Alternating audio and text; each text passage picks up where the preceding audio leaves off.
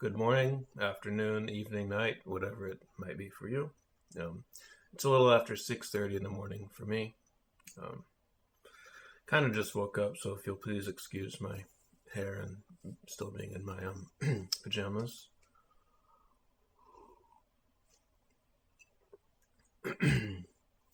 Well, I suppose I just wanted to review some of the books that I've read recently. To be honest, I've not been the most productive. It was 2 months ago I made a video, and at that point I think I read maybe 3 books within like a month and a half. From that video, from just before that video. More recently, so it's been 2 months, I've read, let's see, well, part of it is I'm not so intent on making notes of useful things. I've hardly, if I can show just over the last 2 months, I've hardly, let's see, so what would that be, the end of May? I was finishing Human Diversity, and since then I've had, 8 days, 7 days of actually leaving notes, so for the most part, I'm just reading, hobby reading. So in that way, I can get through more books. But maybe I don't maybe remember as many details or frameworks or ideas or concepts that maybe I would have liked to remember. But at least I'm getting through more books. So let's see. I finished both Subliminal and Emotional by Leonard Mlodinof. And then I bought his book on Kindle, The Drunkard's Walk, and I read like a few chapters out of that one, but it didn't stick with me. Those books were cool. It's a lot of it's review of the same thing I've read in many other books on like social psychology or unconscious psychology and things of that nature. You could read what was the author? Douglas Kenrick, he always talks about deep rationality. It's a slightly different concept than what you'd read in Thinking Fast and Slow by Dana Kahneman. Whereas in that book, he has the framework of you have like a smart, complex layer of your brain, and then you have like an intuitive layer of your brain that's quick. System 1, System 2. I think System 2 is the smarter, more complex one. And System 1 is the quicker one, but Douglas Kenrick has this idea that, well, it's more like we have this deep rationality that millions of years of evolution has guided our instincts, and that's kind of like the vast majority of our brain is this deep rationality, and then you have this conscious, slower part of the brain that maybe can sometimes do more complicated things, but it's little more than like a surface layer of what's actually going on, the deep rationality part, something like that. But yeah, subliminal and emotional, pretty much the same thing. It's just saying there's like a different layer of the brain that's doing all these things, and sometimes it makes good intuitive judgments, sometimes it doesn't. Sometimes what we experience and what our explanations that we give to ourselves and that we give to others, sometimes they're accurate, sometimes they're nothing more than like post hoc rationalizations, or I kind of prefer the Machiavellian hypothesis that we're these like gene maximizing creatures, and what we experience is our conscious mind, and what we can communicate through language is like this thing that's evolved to help us coordinate with others, but also to help us kind of deceive and mentalize like several layers of intentionality of others. And so well, that's one framework for thinking about it. But yeah, so those 2 books were kind of cool, Subliminal and Emotional. After that, I believe I started reading Why We Love by Anna Machin. That was a British author. About it on Kindle. I finished that one. It was pretty good. A lot of it is proximate cause type of mechanisms for love and like relationship formation, things like that. It was okay. The only thing I really can say that I remembered specifically from it is like OCD and like obsessive love, like romantic obsessive love, are both characterized by extremely high serotonin in the brain. So whatever that is, that's approximate cause. It could be useful to read. I don't know, but after that, I read The Science of Love by Robin Dunbar. That was a really good one. Robin Dunbar seems to be a very intelligent, very scientific author, so The Science of Love was pretty cool. Let's see if one of the cooler ideas that I learned from that is this thing that's called the Clérambault syndrome from a French psychologist.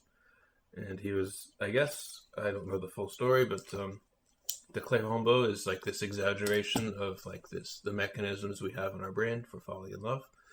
And basically, people with the Clérambault syndrome, they usually fall in love with celebrities, and they become like obsessively. They almost like stalk the celebrities. They send them letters. And for some reason, they believe that the celebrities secretly love them.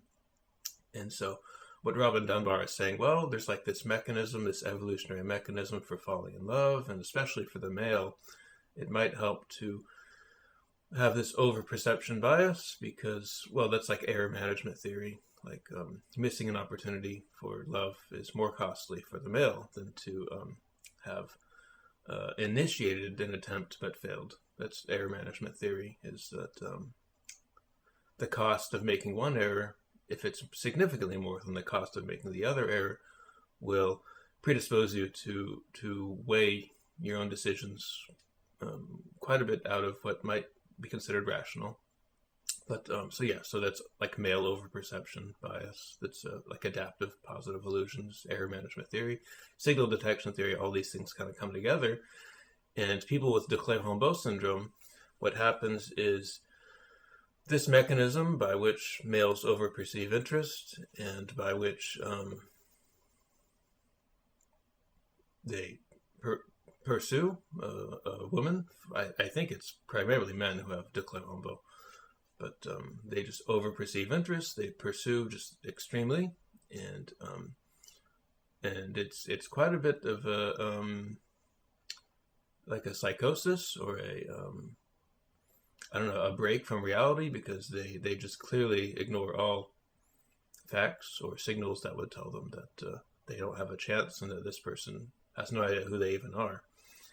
So Robin Dunbar is basically saying, well, this is probably just an exaggeration of a normal mechanism, and it's adaptive when it does work. I mean, we don't know. What do you call it? Like the Bayesian analysis. We don't know.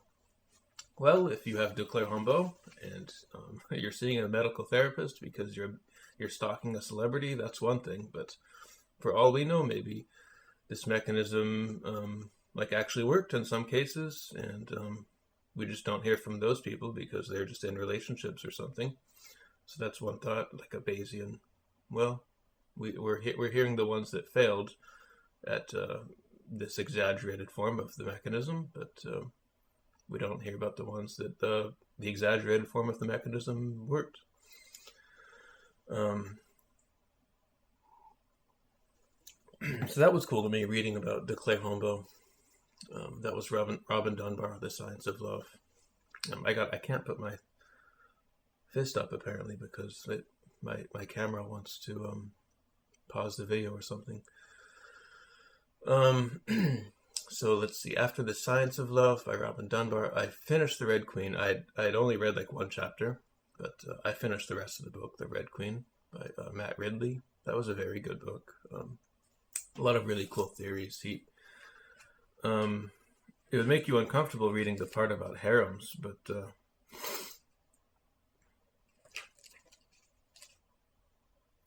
that's well, his idea was that, and you would also know this by reading like Satoshi Kanazawa, but the idea is like, well, we're all gene maximizing creatures, and so this male pursuit for power and status is little more than the means to the end of differential genetic representation in the future.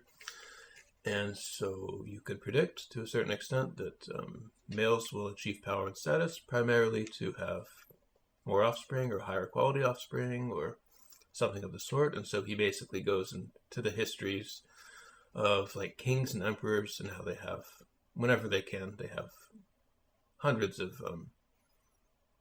women in a harem or something.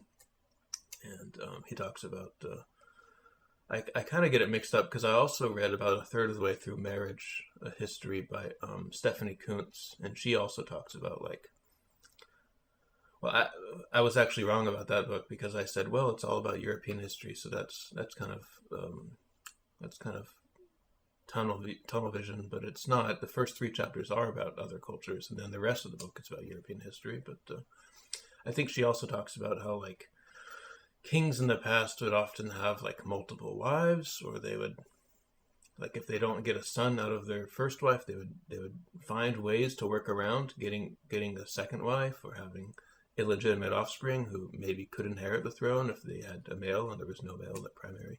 Anyway, a lot of interesting stuff about that. So that was interesting. The Red Queen by Matt Ridley, and the that whole part about males pursue power primarily to increase their number or quality of offspring.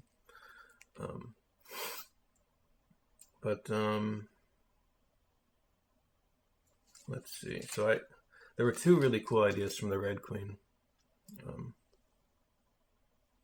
There was Fisher hypothesis, which I had heard about in Bird, Sex, and Beauty by Matt Ridley. That's his more recent book, but he doesn't really talk that much about Fisher hypothesis in that book, but in the Red Queen he does.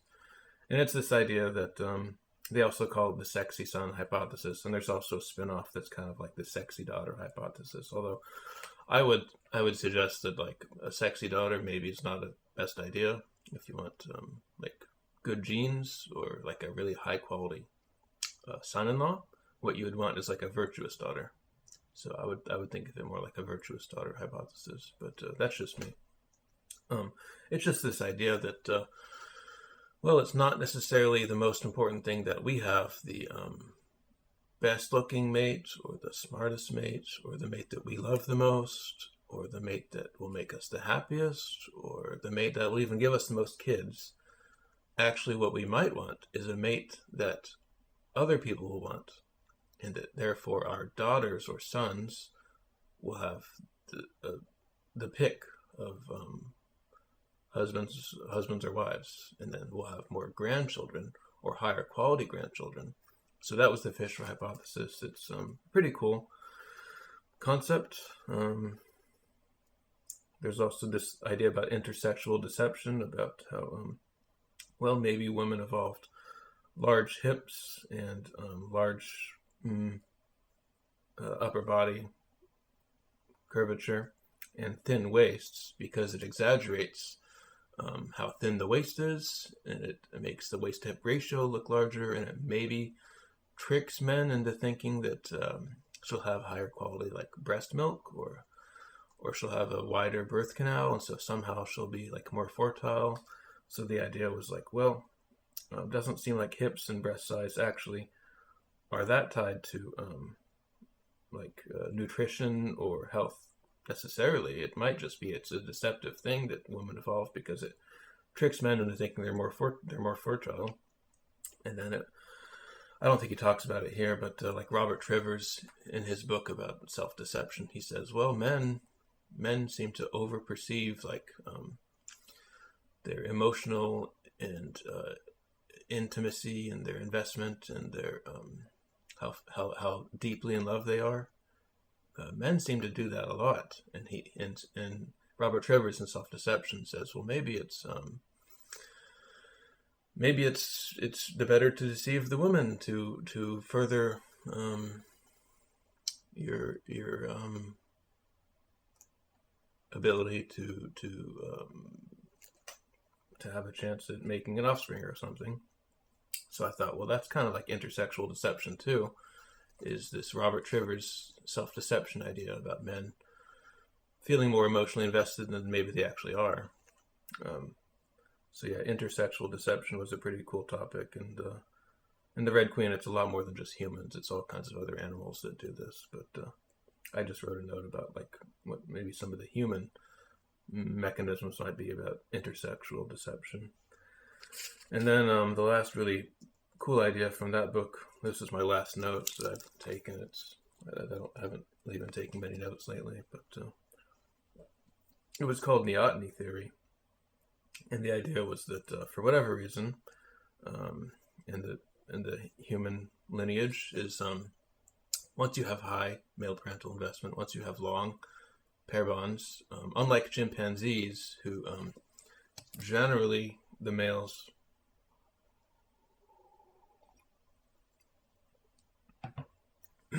will prefer like experienced older females, because I guess they, all things equal, if you're not going to stick around to raise the kids, you're not going to stick around with the same woman, with the same female. You're just opportunistically breeding as a male. I guess all things equal, an older, more experienced, more mature female will be a better mother, or she'll be more fertile. She'll be more likely to leave offspring or something. But in the humans, once you have long-term pair bonds and high male parental investment, the males stick around to raise the kid and help the wife.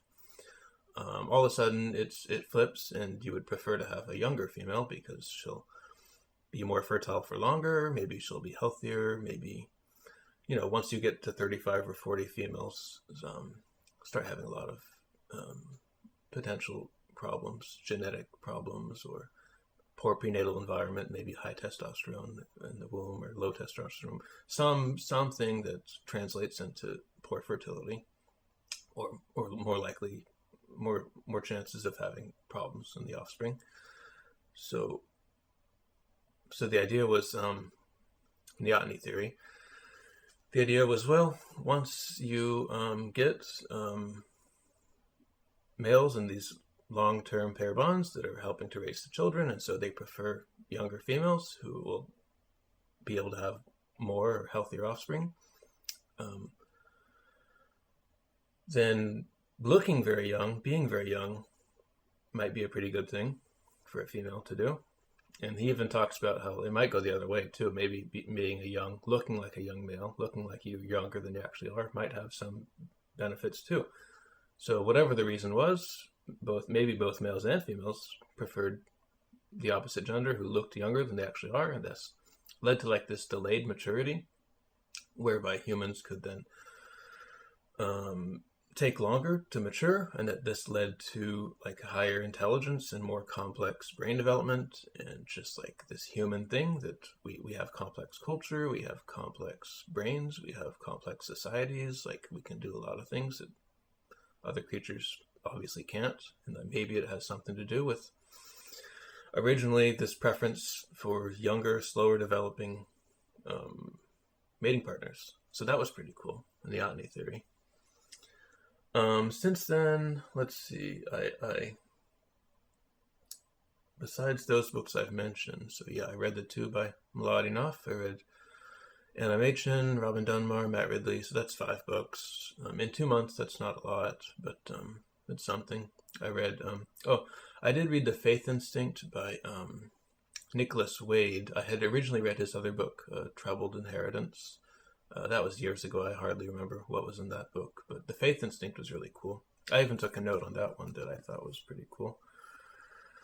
I don't know if it goes by a name, but the idea was, let me find it here. Actually, I don't really need to find it, but the idea was basically, if you really think about it, what a lot of religions are doing, and what a lot of splinterings of religions are doing. Well, The Faith Instinct the book talks all about how religions are adaptive in this way, and our brains are predisposed for it because of this thing, and all these other complex ways that religion evolved, and how they play a lot of roles in shaping morality, or maybe representing our morality, and some other things. But one of the cool ideas from that one was, well, if you look at the splinterings of like religious groups and subgroups, and even maybe political or cultural groups, like a lot of it might just be this like side effect of like genetic assortative grouping. So is it a coincidence that, like, for instance, Southern Germans are like more likely to be Catholic than Northern Germans? Is it really about being Catholic and being Protestant? Or maybe it's like whatever genetically is going on, like Southern Germans are more related to each other than Northern Germans are related to them. And Northern Germans are more related to Northern Germans than they are to Southern Germans. So is it not just the case that in some sense religious or even cultural or political differences are kind of a representation of genetic interests and ethnic differences? So is it a coincidence that descendants of Latin American countries are primarily Catholic, and descendants of, I don't know, northern U.S., the northern states of the U.S. are primarily Protestant or not Catholic per se? Is it really about religion, or is it about genetics? Is it about having Northern Western European genes that maybe prefer to further the interests of Northern Western European genes, and Southern European mixed with Latin American genes are more interested in the interests of Southern European Latin American genes? Is it that, or is it religion? So that was like a cool spin on trying to understand, like, well, what are cultures doing? What are subcultures doing? What are political groups doing? What are religious groups doing? Maybe it has a little more to do with their stated reasons than the genetic side effects of coalescing into ethnic or other genetic groups. So that's pretty much what I read.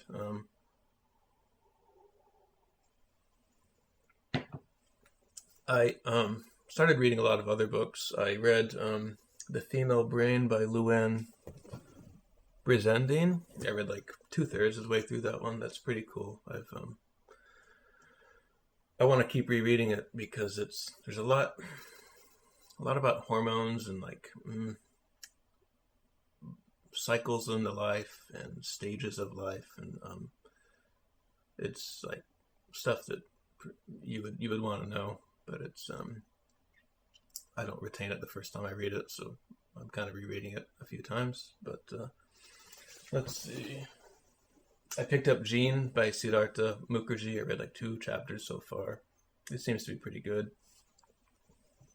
I read the last third or so of Genome by Matt Ridley. I put that book on hold for like a couple months, so that was cool. It's getting into like well, the one thing that I kind of distinctly remember, I didn't take notes really. It was like, well, it seems to be genetic. It seems to be heritable. A lot of personality things, maybe even values, maybe even sexual values. Maybe that's even heritable. But one of the examples he gave was, well, it turns out risk taking is actually pretty heritable, and even like sexual adventureness is pretty heritable. And so what he said, well, geneticists have looked at some of the mechanisms that could be playing a role, and maybe it has a little more to do than like, here's a gene that makes your dopamine like a little bit more resistant. And so maybe if your dopamine is resistant, then it takes more dopamine to like satisfy your wants and desires. And so what that means is you take more risks and you live a like more adventurous life, because that's all. You just need more in life to be satisfied. So like that's maybe one mechanism, how something like risk taking or licentiousness could be genetic. So that was kind of cool reading that, and these are hypotheses. Any one of these could be proven wrong, or maybe what do they call it? The chopstick gene. So there's a joke in like evolution and like genetics that blonde-haired, blue-eyed people, they don't have the chopstick gene. They can't use chopsticks, and the joke is, well, obviously, the gene isn't causing.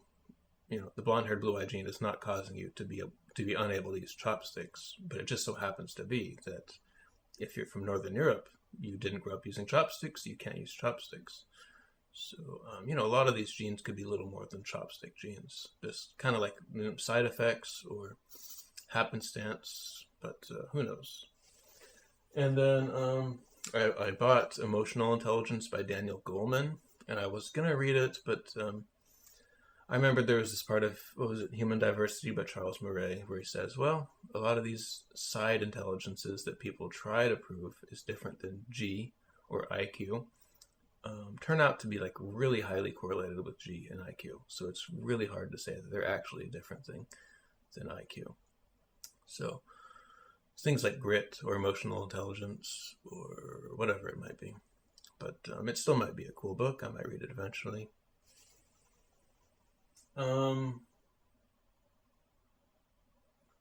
There's another book by Daniel Lieberman about the evolution of the human body, and I think the last third of the book is about how we're unadapted to modern environments, modern diets, modern shoes, modern things, sitting over a long time of the day, things like that. So I'll want to read that eventually. And then what else? I just bought on Kindle Why We Think What We Think by Turi Munti. And it seems to be a pretty cool book so far. It's at least in the first couple chapters, it doesn't get like super deep into some of these effects, some of these like hypotheses. It just says like, here's a coincidence or not a coincidence that like conservatives are maybe genetically more sensitive to disgust reactions, and like maybe I think you would read this in other books too. I forget the authors, but there are other books that maybe talk about this. But maybe being conservative is like the side effect of just being disgusted more often. That people who are different from you, people who eat different things, people who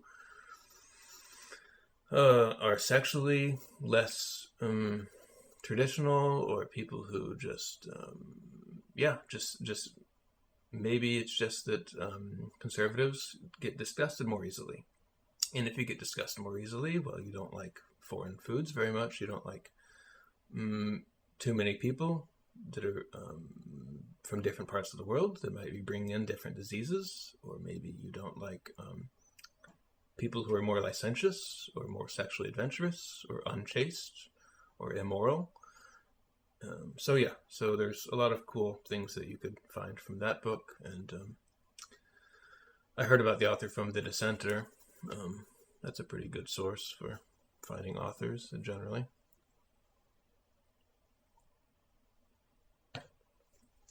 So I think that's about it. I read 5 books, kind of 6 if you include the Faith Instinct. I still have like 2 chapters left. And then maybe 7 if you count the female brain, but I'm only 3/4 of the way, 2/3 of the way through that. And then a couple other books I started a few chapters here and there.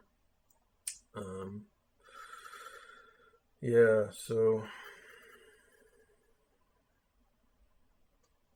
what's the other one? Keep forgetting. Marriage, Stephanie Coontz. And off the top of my head, that's about it. But nothing else I really was intent on reviewing right now. I've had this thought in my head, and maybe I'll just offer it up because, who knows? So I was thinking about this. I was thinking, I descend like on my mother's paternal line from Mormons, and I've always thought, I've always wondered, like, I feel like I don't know. I feel like Mormons and maybe my family, maybe, are like more conscientious than average, maybe more, what's the word, polite or agreeable, or I don't even know how to put it, but I just feel like there's something a little different about Mormons and like maybe my family, maybe myself, than like the majority of people otherwise. And I've always wondered, well, lately I've been wondering, is it this Baldwin effect? Like, if you're a Mormon, then you can leave more offspring than if you're a conscientious, polite, agreeable person, and that therefore the genes change so that there's more representation of like polite, conscientious genes or whatever it might be that make people nicer people or more polite people or whatever it might be. Is it the Baldwin effect? Like, it's just because I was thinking like there's an argument to be made, and I listened to Gregory Cochran on the Razib Khan podcast, and he's making a very strong argument, and even Turi Monthi makes this argument, and why we think what we think. But it's this argument that once a society develops agriculture, they have to cooperate a lot more, they have to plan a lot more, and would it not be the case that once you have agriculture, the genetic representation changes so that people would seem to, the genes that would seem to allow you to be more intelligent, more polite, more forward-thinking, more stable, would spread more, because that's what's kind of rewarded by the lifestyle, by the context, the cultural context, or environmental context. And I started thinking, well, if that's the case, would it not be the case that, like in Germany, when Martin Luther translated the Bible into German, and he started the Protestant Reformation, and everyone was able to read books and become educated and like live life more fully based on pursuing their own intellectual interests in science and technology. Like, would it not be the case that actually, so genes for intelligence would actually differentially leave more genetic representation because that's what's rewarded in the culture and in the environment, that therefore you would seemingly have more intelligent people? That's the Baldwin effect, kind of. And I thought, is the Mormons, is that the Baldwin effect? Is it that being really polite and conscientious and I don't know how else to put it, being family oriented, being a bit selfless in some ways? Is it that's rewarded, and so that those genes are those genes evolve more? That's what I was thinking originally, and then I had this idea. Well, maybe it's a filtering effect. Maybe it's, if you're a Mormon, you just can't get by as a Mormon if you're like a bit selfish and you're a bit unstable and you're a bit risk-taking, like overly risk-taking, overly adventurous-seeking, overly I don't know. And I thought, well, maybe it's just a filtering mechanism. Maybe that's all it is things like being Mormon is just filtering out people who do not have those traits. But yeah, I started thinking about that a bit, and so suppose that's it. Off the top of my head, I can't think of much else that I'd like to share or recommend people to read.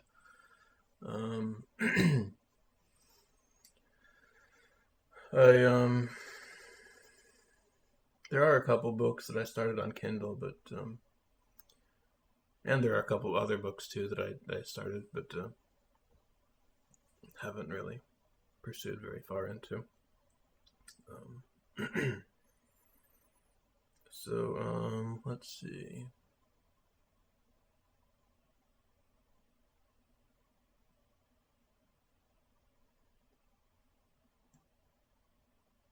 Guess I'll leave it at that. So yeah, that's all.